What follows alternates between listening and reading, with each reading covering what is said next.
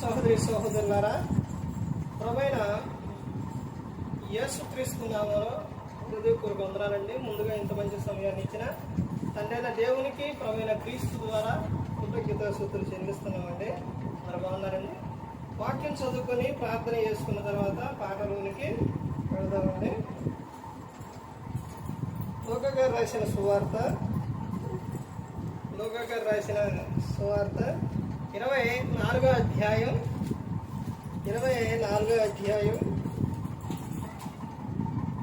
44వ వచనం. అంతటా ఆయన మోషే ధర్మశాస్త్రంలోను ప్రవక్తల గ్రంథంలోను కీర్తనలోను నన్ను గూర్చి రాయబడి ఉన్నవన్నీ నెరవేరవలనని నేను మీ వద్ద ఉండినప్పుడు మీతో చెప్పిన మాటలు నెరవేరినవని వారితో చెప్పింది.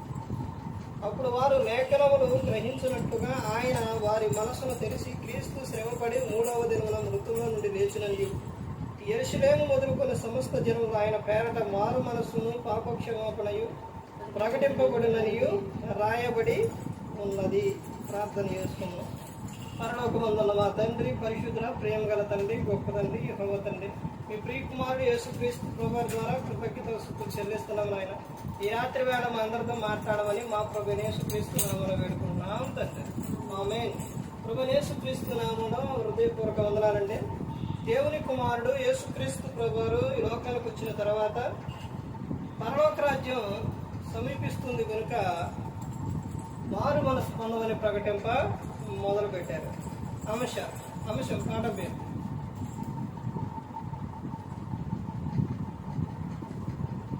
మృతుల నుండి లేచిన వీరుడు. మృతుల నుండి లేచిన వీరుడు క్రీస్తే. మృతుల నుండి లేచిన హీరో. ఎవరైనా కానీ చనిపోయి తిరిగి లేచిన వారు ఎవరైనా ఉన్నారా?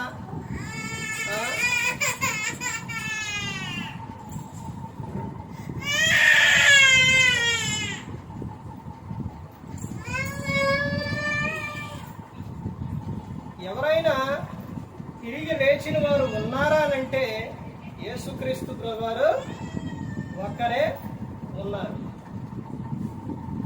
మృతుల నుండి లేచిన ఆయన సజీవుడు. యేసుక్రీస్తు ప్రభువారు ఆయన మృతుల నుండి తిరిగి లేచారు. ఆయన పరిశుద్ధుడు. ఇవన్నీ కూడా ప్రవచనం అనేది ముందే చెప్పారు, నెరవేర్పు అనేది జరిగింది. ఈ రోజున క్రీస్తుని గురించి కానీ మృతుల పునరుద్ధానం క్రీస్తు తిరిగి లేచారనే విషయం కానీ మరి మారు మనసు గురించి కానీ పాప క్షమాపణ గురించి కానీ చెప్పేవారు చాలా తక్కువ. ముందు ఎవరి గురించి ప్రకటించాలి అని అంటే ఎవరి గురించి చెబుతుందంటే లేఖనాలు చెబుతున్నాయి, క్రీస్తుని గురించే చెబుతున్నాయి. యేసుక్రీస్తు ప్రభువారు ఆయన తిరిగి లేచి ఉన్నాడు. ఇక్కడ అదే చెబుతున్నారు చూడండి. లూకా గారు రాసిన సువార్త 24వ అధ్యాయం 44వ వచనం. అంతటా ఆయన మోషే ధర్మశాస్త్రములోను ప్రవక్తల గ్రంథములలోను కీర్తనలోను నన్ను గూర్చి రాయబడినవన్నీ. చూశారండి ఎక్కడెక్కడ రాయబడినాయి అంట. అసలు ఈ విషయం ప్రతి ఒక్కరూ కూడా గమనించుకోవాలి. యేసుక్రీస్తు ప్రభువారు ఎప్పుడు ఉన్నారు అని అంటే ఆయన ఎప్పటి నుంచో ఉన్నారు. ఎక్కడి నుంచి రాయబడినది? ఎప్పుడు రాయబడినది? మోషే ధర్మశాస్త్రములోను. అంటే మోషే ధర్మశాస్త్ర గ్రంథంలో అప్పుడు కూడా అంటే స్టార్టింగ్ లోనే ధర్మశాస్త్ర గ్రంథంలోని ఎవరి గురించి రాయబడి ఉంది? యేసుక్రీస్తు ప్రభువారి గురించి. క్రీస్తు లేకుండా ఏది కూడా లేదు. మోషే ధర్మశాస్త్రములోను ప్రవక్తల గ్రంథములలోను కీర్తనలలోను నన్ను గూర్చి రాయబడినవన్నీ నెరవేరవలనని నేను మీ వద్ద ఉండినప్పుడు మీతో చెప్పిన మాటలు నెరవేరినవని వారితో చెప్పాను. చూశారండి, నెరవేరినాయా లేవా? నెరవేరినవి అవన్నీ కూడా. రాశారా లేదా? అవన్నీ ఉన్నాయా లేవా? అవన్నీ ఉన్నాయి. క్రీస్తు లేకుండా ఏది కూడా లేదు. తర్వాత చెప్తున్నారు 45వ వచనంలో, అప్పుడు వారు లేఖనములు గ్రహించున్నట్లుగా ఆయన వారి మనస్సును తెరిచి, యేసుక్రీస్తు ప్రభువు ఏం చేశారంట? వారి మనస్సును తెరిచి క్రీస్తు శ్రమపడి 3వ దినమున మృతుల నుండి లేచుననియు, యెరూషలేము మొదలుకొని సమస్త జనములలో ఆయన పేరట మారు మనసును పాపక్షమాపణయు ప్రకటింపబడిననియు రాయబడి ఉన్నది. క్రీస్తు శ్రమపడి 3వ దినమున మృతులలో నుండి ఆయన లేచారు. మృతులలో నుండి లేచిన హీరో ఎవరోనంటే యేసుక్రీస్తు ప్రభువారు. సజీవంగా లేచి ఉన్నారు. సమాధిని బద్దలగొట్టుకొని ఆయన వచ్చి ఉన్నారు. సమాధి తెరవబడింది. యేసుక్రీస్తు ప్రభువారు ఆయన మరణాన్ని జయించి ఉన్నారు. ఆయన హీరో. మన హీరో ఎవరు? యేసుక్రీస్తు ప్రభువారు. క్రీస్తే మన హీరో. ఆయన సజీవుడు. మరణము క్రీస్తుని బంధించలేకపోయింది. మరణాన్ని జయించారు యేసుక్రీస్తు ప్రభువారు. ఆయన రక్షకుడు. మనందరినీ రక్షించడానికి వచ్చారు. ఆయన పరిశుద్ధుడు. యేసుక్రీస్తు ప్రభువారు మృతులలో నుండి లేచిననియు, యెరూషలేము మొదలుకొని సమస్త జనములలో ఆయన పేరట మారు మనసును పాపక్షమాపణయు ప్రకటింపబడిననియు రాయబడి ఉన్నది. మారు మనస్సు ప్రతి ఒక్కరు కూడా ఏం పొందాలి అని అంటే మారు మనస్సు పొందాలి. పాపక్షమాపణ ప్రతి ఒక్కరు కూడా ఏం పొందుకోవాలి అంటే క్షమాపణ పొందుకోవాలి. పాపానికి ఏమి రావాలి? క్షమాపణ అనేది రావాలి. ఇవన్నీ కూడా రాయబడి ఉన్నది. దేని గురించంట? క్రీస్తు శ్రమపడి 3వ దినమున మృతుల నుండి లేచిననియు, యెరూషలేము మొదలుకొని సమస్త జనములలో ఆయన పేరట మారు మనసును పాప క్షమాపణయు ప్రకటింపబడిననియు రాయబడి ఉన్నది. క్రీస్తు శ్రమపడి ఆయన పొందిన ఆ శ్రమల వలన మనకి ఏం కలుగుతుంది అంటే, ఆయన పొందిన దెబ్బల వలన, ఆయన తగిలిన గాయాల వలన మనకు ఏం కలుగుతుందంటే స్వస్థత అనేది కలుగుతూ ఉంది. ఈ రోజున మనిషి వాక్యం వినేవారిగా ఉన్నారు అని అంటే వాక్యం వినేవారిగా లేరు.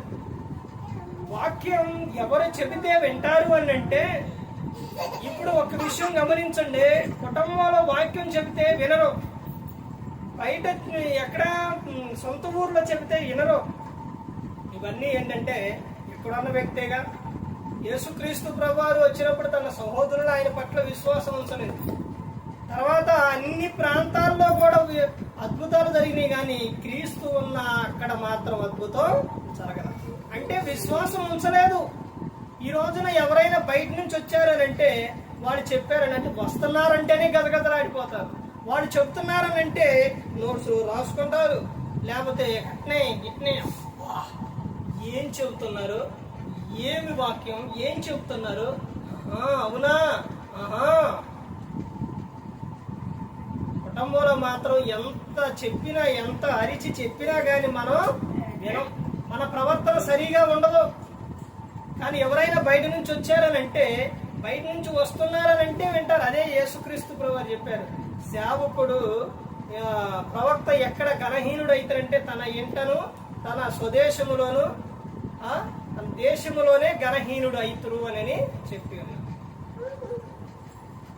ఒక సేవకుడిని గౌరవించే విధానం అనేది ఈ రోజున లేదు. ఎక్కడ లేదు అని అంటే యేసుక్రీస్తు ప్రభువారు చెప్పినట్టు లేదు. యేసుక్రీస్తు ప్రభువారు ఆయన తిరిగి లేచి ఉన్నారు. ఆ త్యాగం ప్రతి ఒక్కరు కూడా గమనించుకోవాలి, గుర్తుపెట్టుకోవాలి. ఈ రోజున ఎంత చెప్పినా కానీ, క్రీస్తుని గురించి ఎన్ని చెప్పినా ఎంత చెప్పినా మాకు తెలుసునే అనుకుంటారు, కానీ చెప్పిన వాక్యాన్ని హృదయంలో ఉంచుకొని ఆయన గురించి ధ్యానిద్దామే, ఆయన గురించి చదువుకుందామే, ఆయన గురించి చెబుదామే అనే విధానం అనేది ఈ రోజున లేదు. భార్య ఏమో ఏం చేసింది, భర్త మీద తిరగబడి అరిచింది. భర్తకు వాక్యం చెప్పదు. భర్తకు ఇదిగోండి క్రీస్తు, ఇదిగోండి యేసుక్రీస్తు ప్రభువారు ఈ విషయాలు ఇలా ఉన్నారని భర్తకు వాక్యం చెప్పే స్త్రీలు ఉన్నారా? క్రీస్తుని గురించి చెప్పే స్త్రీలు ఉన్నారా? అసలు స్త్రీ వాక్యం చదివిద్దా? స్త్రీ వాక్యం చదివితే భర్త పనికెళ్ళొచ్చినా, జాబుకెళ్ళొచ్చినా, ఎక్కడికి వచ్చినా, కూర్చున్నప్పుడైనా ఇదిగోండి యేసుక్రీస్తు ప్రభువారి గురించి మరి ఇలా రాయబడి ఉందనని, ఇదిగో ఆయన మరి పలానా సాటగట్ట వెళ్ళారు, మరి సువార్తను చెప్పారు, ఇదిగోండి ఈ విషయం ఇలా ఉందనని ఎప్పుడైనా కానీ స్త్రీ ఇంటిలోని ఎప్పుడైనా కానీ వాక్యం ఎక్కడైనా చెప్పితే, అలా చెప్పి ఉంటే ఆ కుటుంబం దీవించబడుతుంది. తీతుకు రాసిన పత్రిక 2వ అధ్యాయం ఉంటుంది. యవన స్త్రీలు తమ భర్తకు, పిల్లలకు ఏం చెప్పాలంట? వాక్యాన్ని చెప్పాలి. ఈ రోజున మనకి ఏముంటే చాలు, ఫోన్ ఉంటే చాలు, ఏదన్నా చెబితే చాలు. ఏదన్నా ఒక విషయం చెప్పినా, ఏదన్నా ఒక మాట చెప్పినా స్త్రీ వినే విధంగా లేదు. భర్తని టార్చర్ చేసే విధంగా ఈ రోజున స్త్రీలు కనబడుతున్నారు. అలా టార్చర్ చేయటం వలన జరుగుతున్న విషయం ఏంటంటే, తట్టుకోలేక ఆయన బయట ఎక్కడో మందు తాగటం, లేకపోతే ఎక్కడ ఏదో ఒకటే ఆయన ఎక్కడో అక్కడ చూసుకోవడం, ఇలా జరుగుతుంది. కొంతమంది ఏం చేస్తున్నారంటే, భార్య టార్చర్ పడలేక ఇంట్లో బయట ఎక్కడ ఉండలేక ఏం చేస్తున్నారు? చనిపోతున్నారు. ఇంకా విధంగా ఏంటంటే, వాక్యం చెప్పవలసిన స్త్రీ, అంటే ఇంట ఉండి వాక్యం చెప్పవలసిన స్త్రీ భర్తను చంపుకునే విధంగా వెళుతుంది స్త్రీ. ఇది చెప్పటం కాదు, ఈయనకేం మనం అసలు ఎందుకు చెప్పాలి? చెబితే నాకేంటి ప్రయోజనం? నాకు ఎదురు తిరుగుతుండో, ఎదురు మాట్లాడుతుండో చంపేస్తే పోయిద్ది, లేకపోతే మా వాళ్ళకే ఫోన్ చేసి చెప్తే పోయిద్ది, వాళ్ళే చూసుకుంటారు. ఎందుకు నేను నా భర్తను మార్చుకోవాలి? నా భర్తను మారిస్తే నాకేంటి ప్రయోజనం? అసలు భర్తలకు వాక్యం చెప్పే స్త్రీలు ఉన్నారా? అలా ఉంటే ఆ కుటుంబం ఇద్దరు కలిసి ఏం చేస్తుంటారు? క్రీస్తు కోసం శ్రమ పడతారు. ఇద్దరు కలిసి మందిరానికి వెళతారు. సేవకుల కుటుంబంలోనే చూడండి, చాలా మంది స్త్రీలు దేవుని పట్ల భయభక్తులు కలిగి ఉండరు. అలా లేకపోతే జరిగే విషయం ఏంటంటే, ఎప్పుడైతే నీ భర్త లేకుండా ఉంటాడో నీ పరిస్థితి భయంకరంగా మారిపోతుంది. అది మనం గ్రంథంలో చూసినా, లోకంలో చూసినా చాలా విషయాలు చూస్తూ ఉంటాం, కానీ మనం మనసును పెట్టం. దేవుడు మనకు అన్ని నేర్పుతూనే ఉంటాడు, మనసును పెట్టం. స్త్రీ జ్ఞానం కలిగి కుటుంబాన్ని కట్టే విషయాల్లో క్రీస్తుని గురించి, ఆయన మరణ పునరుద్ధానం గురించి స్త్రీ చెబితే భర్త మారతరు. ప్రార్థన చేస్తే, ప్రవర్తన బాగుంటే, వాక్యం చదివి భర్తకు చెబితే భర్త మారతరు. నీ కుటుంబం దీవించబడుతుంది. భర్త మారితే నీ కుటుంబం ఎలా ఉంటుందో తెలుసా? కీర్తనలు 128వ కీర్తనలో ఇంటి యజమానుడు మారితే వచ్చే ఆశీర్వాదం అనేది అక్కడ ఉంటుంది. కానీ ఈ రోజున అలా మార్చుకునే స్త్రీలు ఎక్కడున్నారు? ఏదన్నా మాట చెబితే పుట్టింటికి ఫోన్ చేస్తారు, వాళ్ళే చెబుతారు. ఇంకా వాళ్ళు కూడా మరి అమ్మ అలా కాదు మంచిగా ఉండంటే ఆడవాళ్ళ కూడా ప్రయోజనం లేదని అటాక్, ఏంటది మర్డర్, అటాక్, చంపేయటం, లేకపోతే ఇది చేసేయటమే తప్ప భర్త మాట విని భర్తకు లోబడి భర్తను గౌరవించే విధంగా ఎక్కడ ఉన్నారు? ఇంకో విషయం ఏంటంటే, మరి ఏమండి మరి పురుషుడు స్త్రీకి చెప్పడా వాక్యం అని అంటే, అసలు పురుషుడు ఎక్కువగా మారితేగా వీళ్ళు వాళ్ళకి చెప్పడానికి వీళ్ళు ఎక్కువ. ఎక్కడైనా చూడండి, సంఘాల్లో ఎవరు కనపడతారండి ఎక్కువ? ఎవరు కనపడతారు? స్త్రీలే కనపడతారు. మీటింగ్ ఎవరు కనపడతారు? స్త్రీలే కనపడతారు. పురుషులు ఎక్కడ ఏడ కనపడతారండి? పండగలకో ఎప్పుడో దేనికోదానికి కనపడుతూ ఉంటారు. మిగతా సమయంలో కనపడతారా? కనపడరు. మరి ఇంకా వాళ్ళు మీకేం వాక్యం చెప్తారు? స్త్రీలకు ఏం చెప్తారు? ఇంకో వాక్యం వాళ్ళు ఏం చెప్తారండి? వాళ్ళు ప్రార్థనలో ఉంటేనే కదా, వాళ్ళు వాక్యం వింటేనే కదా. వాక్యం వింటే స్త్రీకి పిల్లలకు చెబుతారు. వాళ్ళు వాక్యం వినకుండా ఏం చెబుతారు? అసలు విన్న వాక్యం వింటున్న స్త్రీ మాత్రం చెబుతుందా వాక్యం? ఇదిగోండి యేసుక్రీస్తు ప్రభువారు, ఆయన శిలువలో చనిపోయి సమాధి చేయబడి 3వ రోజున మృత్యుంజయుడయ్యి తిరిగి లేచి ఉన్నారు. తర్వాత పరలోకానికి వెళ్ళారు. మన కోసం స్థలం సిద్ధపరచడానికి వెళ్ళారు. ఆయనలో ఉంటే ఆనందం అండి, సంతోషం అండి, మన పిల్లలు బహుగా ఫలిస్తారండి అని భర్తకు చెప్పుకునే విధంగా ఉందా? అని ప్రార్థనకి వెళ్ళే స్త్రీలే గయ్యమంటే అరుస్తూ ఉంటే, ప్రార్థనకి వెళ్ళే స్త్రీలే బూతులు మాట్లాడుతుంటే, ప్రార్థనకి వెళ్ళే స్త్రీలకే కోపం ఎక్కువగా ఉంటే ఇంకా భర్త ఎలా మారుతారు? ఇంకా నువ్వెలా క్రీస్తుని గురించి చెబితే అసలు ఎలా వింటాడు? పేతురు గారు రాసిన పత్రిక ఎలా ఉంటుంది? నీ భర్తకు ప్రార్థన వాక్యం తెలియకపోతే నీ పవిత్ర ప్రవర్తన చూసి రాబట్టబడవచ్చు అని ఉంది. అసలు ప్రతి ఒక్కరూ గమనించుకోండి, క్రీస్తుని గురించి, ఆయన పునరుద్ధానం గురించి, మరణ పునరుద్ధానం గురించి ప్రతి ఒక్కరూ కూడా చెప్పాలండి. కొరింథీయులకు రాసిన మొదటి పత్రిక ప్రతి ఆదివారం కూడా సంఘాల్లో చదువుతూనే ఉంటారు, వింటూనే ఉంటారు, కానీ ఏం చేయరు. కొరింథీయులకు రాసిన మొదటి పత్రిక 11వ అధ్యాయం 23వ వచనం నుంచి చూస్తే ప్రభురాత్రి క్రమం విషయంలో దొట్టె ద్రాక్షరసం ఆయన శరీర రక్తం ఇచ్చేటప్పుడు అక్కడ చదువుతారు ఎలా తీసుకోవాలి, తీసుకున్న తర్వాత ఏం చేయాలని చెప్తారు. ఆడ ఉంటుంది మొత్తం కూడా.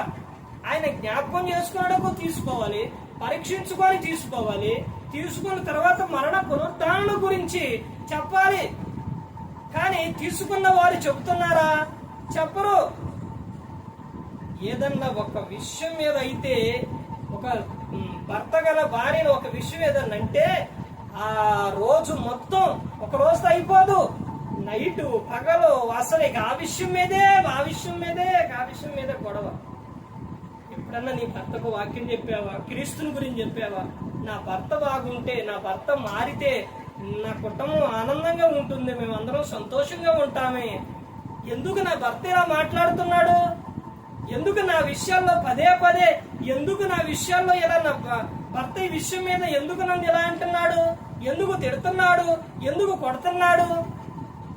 ఈ రోజు కొట్టే విధానం లేదు అంటే చాలా మంది బయటైనా ఎక్కడైనా ఎవరైనా కొట్టే విధానం లేదు. ఎందుకంటే కొడితే ఎమ్మడిని కత్తి తీసుకొని కష్టం కొడుతారు, లేకపోతే కేసు పెడతారు, లేకపోతే తిరగబడతారు, లేకపోతే తిడతారు.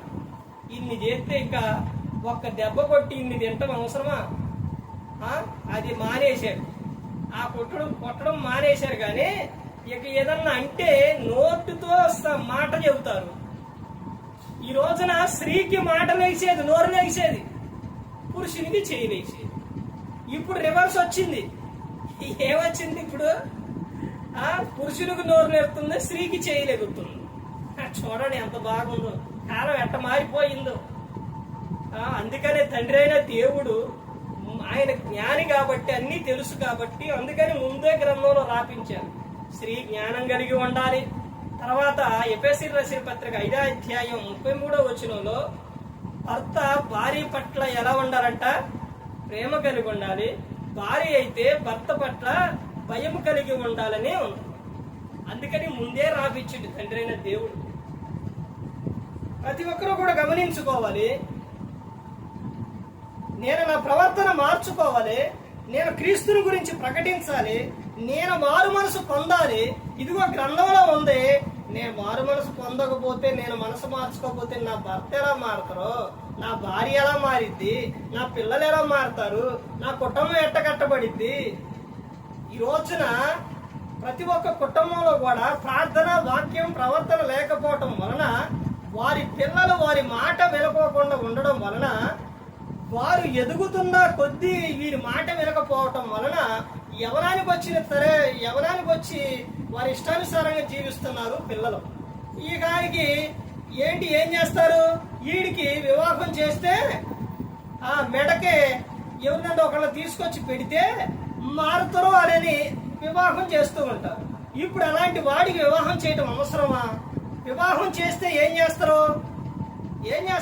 తల్లిదండ్రి మాటే వినని వాడు భార్య మాట వింటడా? ఇంకా భార్యకి ఎంత టార్చర్ పెడతారో ఒకసారి ఆలోచించండి.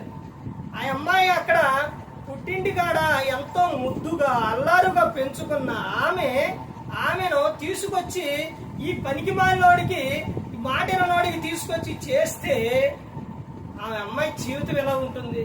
ఆమె బాధపడా, ఆమె తల్లిదండ్రులు బాధపడా, ఈ చేసినందుకేమో ఇంట్లో గొడవ, సంతోషం ఉండదు, ఆనందం ఉండదు. ఒకసారి ఆలోచించండి. ఏంటది? ఆమె వచ్చి మార్చుకునిద్దని చేశారంట. ఆమె వచ్చి మార్చుకునిద్దా? ఇద్దరు మాట, తల్లిదండ్రి మాట వినలేదు కానీ భార్య మాట వింటడా? అలాగే ఏం చేశారో తెలుసండి. బైబిల్ గ్రంథంలోని నాబాలు అబీగేలు గురించి తెలుసా? అబీగేలు ఎలాంటావా? సౌందర్యవతి, గుణవతి అయింది, మంచి లక్షణాలు కలిగి ఉన్నాము.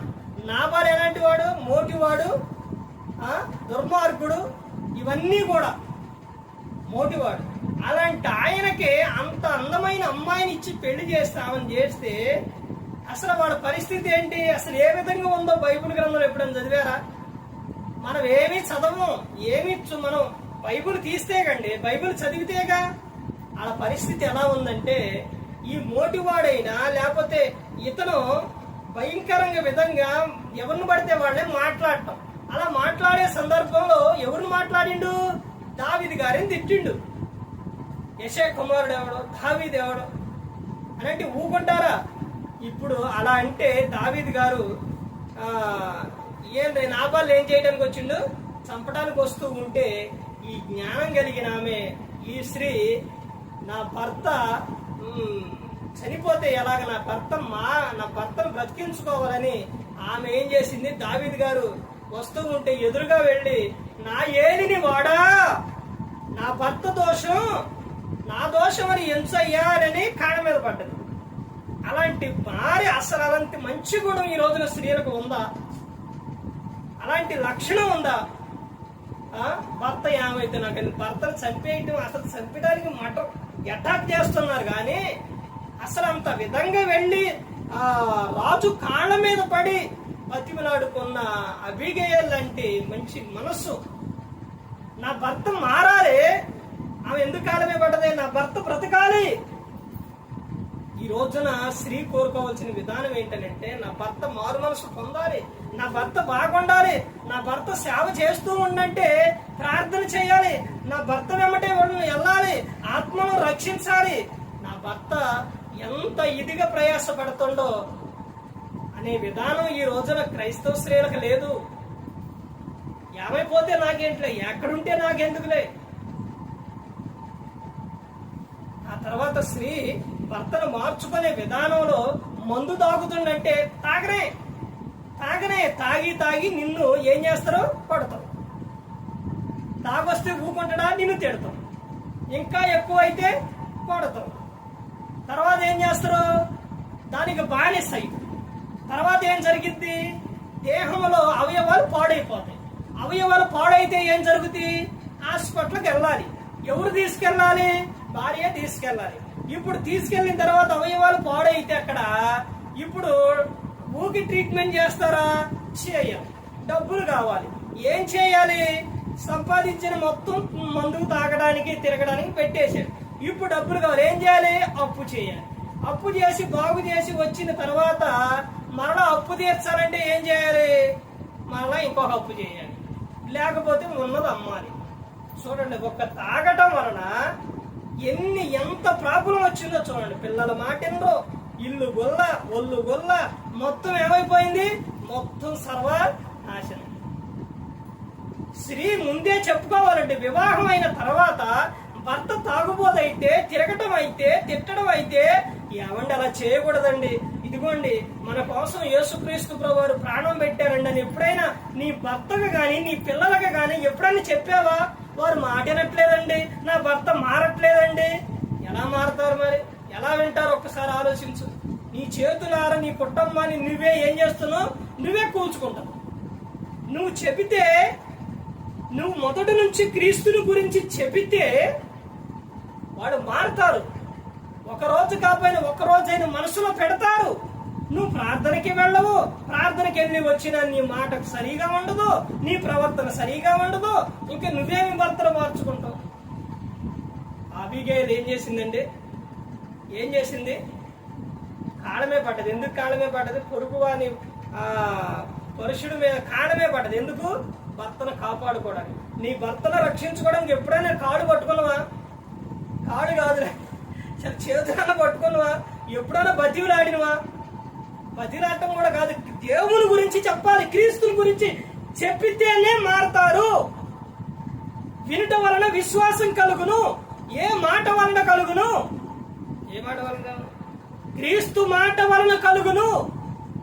క్రీస్తుని గురించి చెప్పితేనే ఒక వ్యక్తి మారతారు. నువ్వెవరి గురించి చెప్పినా మారరు. వాళ్ళ పుస్తకాలు మార్చలేవు, అవి బ్రతుకు వరకే.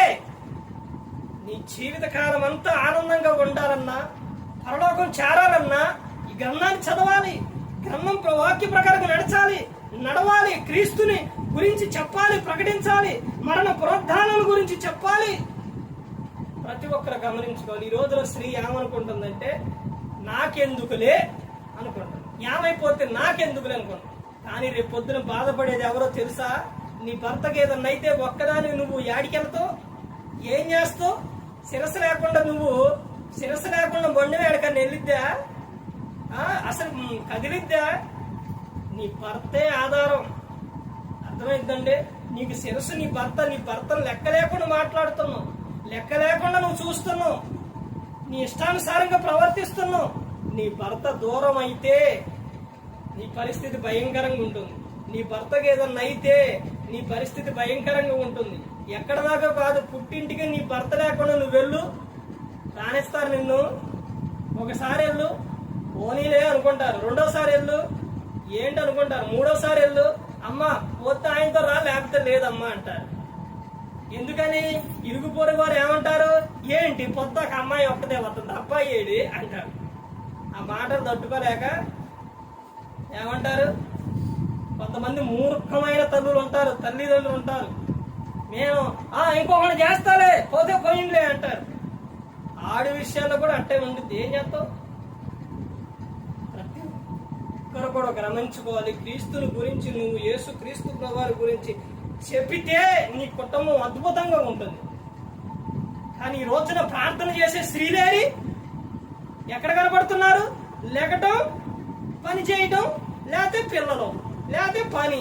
పిల్లల విషయం వద్దనట్లేదు, కానీ ఆ పిల్లలు బాగుండాలంటేనే రేజు మొదలు వేసి ప్రార్థన చేయాలని చెప్పారు. కానీ నువ్వు ప్రార్థన చేస్తేగా, ప్రార్థన చెయ్యవు, ప్రార్థనకి వెళ్ళవు, ఏమి చేయవు. ఎలా ఒక్కసారి ఆలోచించండి. ప్రతి ఒక్కరు గమనించుకోవాలి. క్రీస్తుని గురించి నీ కుటుంబంలో మరణ పునరుద్ధానం గురించి, క్రీస్తుని గురించి చెబితే, క్రీస్తుని గురించి ప్రకటిస్తే నీ కుటుంబం దీవించబడుతుంది, ఆశీర్వదింపబడుతుంది. నీ పిల్లలు బహుగా ఫలిస్తారు. నువ్వు దేవుని యందు భయభక్తుల్లో నీ పిల్లలు పెంచితే తర్వాత నీ మాట వాళ్ళు చక్కగా వింటారు. అది ఒక్క దేవుని మాట వలనే సాధ్యం. నువ్వు 1000 చెప్పినా, ఎన్ని ఇచ్చినా, ఏది కొనిచ్చినా వినరావు. అర్థమైందండి? అది ఆ కసేపే. పుట్టినరోజులకి ఏమివ్వాలి? ఆస్తులు, అంతస్తులు అవేమీ కాదు. వాళ్ళకి ఇవ్వాల్సింది గ్రంథాన్ని ఇవ్వాలి. ఇదిగో ఈ గ్రంథాన్ని చదువని ఇవ్వాలి. వాడి జీవితం అద్భుతంగా ఉంటుంది. ప్రతి ఒక్కటే గమనించుకొని, ఏదైనా ఎవరి చేతిలో ఉంటుందంటే స్త్రీ చేతిలోనే ఉంటుంది. తల్లి ఒడిలో ఉన్నప్పుడే చెప్పుకోవాలి. అర్థమైందండి? అది తండ్రి దాకా వెళ్ళిందంటే తండ్రి ఏం చేస్తారో ఉంటే 1-2 సార్లు చెబుతారు, తర్వాత తాను తీసుకునేది వేరే విధంగా ఉంటుంది. అంత కాడికి వెళ్లకుండా ఉండాలనంటే స్త్రీ, ఎందుకనంటే పురుషుడు ఏం చేస్తారంటే, పనికి వెళ్తారో లేదా జాబ్కి వెళ్తారు. ఇంటికాడ నుండి చూసుకునేది ఎవరో? స్త్రీని. అందుకే గ్రంథంలో చెప్తున్నారు, తీతుకు రాసిన పత్రిక 2వ అధ్యాయంలో అందుకే చెప్తున్నారు స్త్రీ చెప్పుకోవాలని. ప్రతి ఒక్కరు గమనించుకొని, ఇంత విధిగా నేను ఎందుకు చెబుతున్నానంటే, క్రీస్తు చనిపోయి తిరిగి లేచారు. ఆయన మన హీరో. ఒక హీరో గురించి చెబుతావే, బయట ఉన్న లోకస్తుల గురించి చెబుతావే, మన కోసం ప్రాణం పెట్టిన ఆయన గురించి నువ్వు చెప్పవా? చెప్పాలి. బయట ఉన్న వాళ్ళ గురించి చెప్తే, నీ పిల్లలకు చెప్తే, బయట ఉన్నాయా మూవీస్ వాళ్ళ గురించి కానీ, సీరియల్ గురించి కానీ దేనికన్నా చెప్తే వాడు పనికిమాలోళ్ళు అవుతారు. క్రీస్తుని గురించి చెప్పు, వాడి జీవితం అద్భుతంగా ఉంటుంది. వాడు రేపు పొద్దున ఏదన్నా చేయాలన్నా, దేనికైనా అమ్మో దేవుడు చూస్తుండో, యేసుక్రీస్తు ప్రభువు నా కోసం ప్రాణం పెట్టారు అనే భయం అనేది వాళ్ళకు వచ్చేస్తుంది. ప్రతి ఒక్కరు గమనించుకోవాలి, మన హీరో ఎవరనంటే యేసుక్రీస్తు ప్రభువు. ఆయన గురించి నిత్యం నీ పిల్లలకి చెప్పాలి, ఆయన గురించి ప్రకటించాలి. అప్పుడే నీ జీవితం, నీ కుటుంబం అద్భుతంగా ఉంటుంది. ఏ ఒక్కరు కూడా నశించి నరకానికి వెళ్ళిపోకూడదని యేసుక్రీస్తు ప్రభువు ఈ లోకానికి వచ్చి మనందరి కోసం శిలువలో తన ప్రాణాన్ని పెట్టి ఉన్నారు. మరి ఈ విధంగా నిలబెట్టి మాట్లాడించిన తండ్రి అయిన దేవునికి కృతజ్ఞతాస్తుతులు చెల్లిస్తూ, ఇంతవరకు శ్రద్ధగా ఉన్న మీకు ప్రభు వేదన హృదయపూర్వకంగా చెల్లిస్తూ మాటలు ముగిస్తున్న అందరికీ వందనాలు.